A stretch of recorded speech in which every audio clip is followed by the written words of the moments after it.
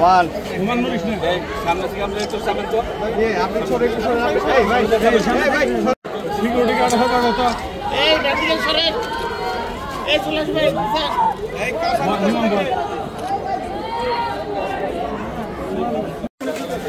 এই এই হ্যালো একটু সরেন না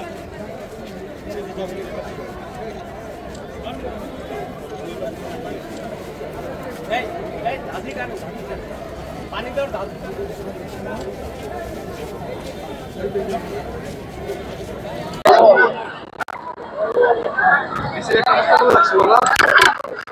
বাইরে গেল কা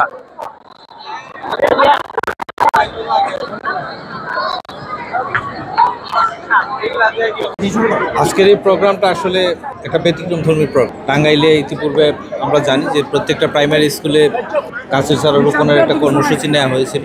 আজকে বিভিন্ন মাধ্যমিক এবং মাদ্রাসা সহ বিভিন্ন সরকারি প্রতিষ্ঠানে এই গাছের চারা বিতরণ করা হচ্ছে।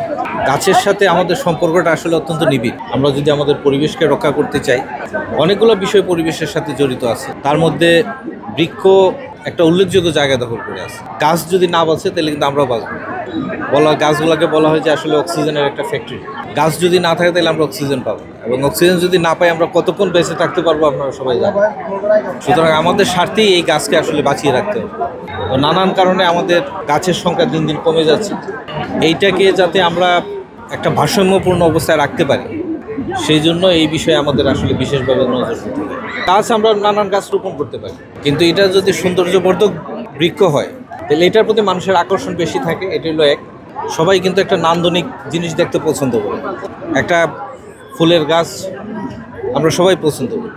যে চারাগুলা, যে বৃক্ষগুলো দেয়া হচ্ছে, সোনালু, কৃষ্ণচূড়া এবং জারু, আমরা জানি তিনটা বৃক্ষেরই যে ফুলগুলা হয় এটা খুবই আকর্ষণীয়। হলুদ, লাল এবং বেগুনি, এই তিনটার কম্বিনেশন এটা খুবই দৃষ্টিনন্দন একটা বিষয়। তো এটা দিয়ে দুইটা উপকার হচ্ছে। একটা হচ্ছে আপনাকে সৌন্দর্য বর্ধনের কাজ হচ্ছে, প্রত্যেকেই আমরা এই বিষয়টা উপভোগ করতে পারি। একইভাবে গাছের যে আমাদের অভাব, যে বৃক্ষরোপণের যে বিষয়, সেটাও আসলে পূরণ হচ্ছে। তো একসাথে আসলে দুইটা তিনটা বিষয় এখানে চলে আসতেছে। আমরা জানি যে হাউস হোল্ডে বা যে প্রতিষ্ঠানের মধ্যে গাছের সংখ্যা বেশি, তাদের মানসিক প্রশান্তির নাকি অনেক অন্য জায়গাতে অনেক বেশি থাকে, প্রায় 20-25% বেশি থাকে মানসিক প্রশান্তির বিষয়। তো এইটাও একটা গুরুত্বপূর্ণ বিষয়। তো সব মিলে আসলে এই পরিবেশ রক্ষার জন্য যে কর্মসূচি শুরু হয়েছে, এটা শুধু ঢাকা বিভাগ না, আমি মনে করি এটা সারা দেশেই চালু হওয়া উচিত। আমরা হয়তো বিভিন্নজন বিভিন্নভাবে করছি। টাঙ্গাইলে এটা একটা ব্যতিক্রমী প্রোগ্রাম, যে তারা সৌন্দর্য বর্ধনকে সামনে রেখে একই সাথে বৃক্ষরোপণের কর্মসূচিটা নিচ্ছে।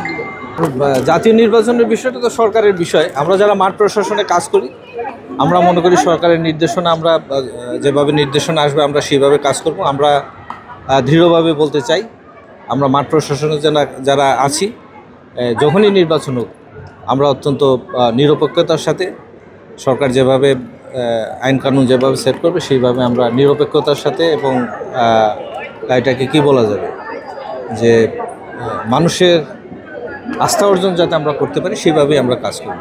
এখানে কারো প্রতি পার্সিয়ালিটি করার কোনো সুযোগ নেই।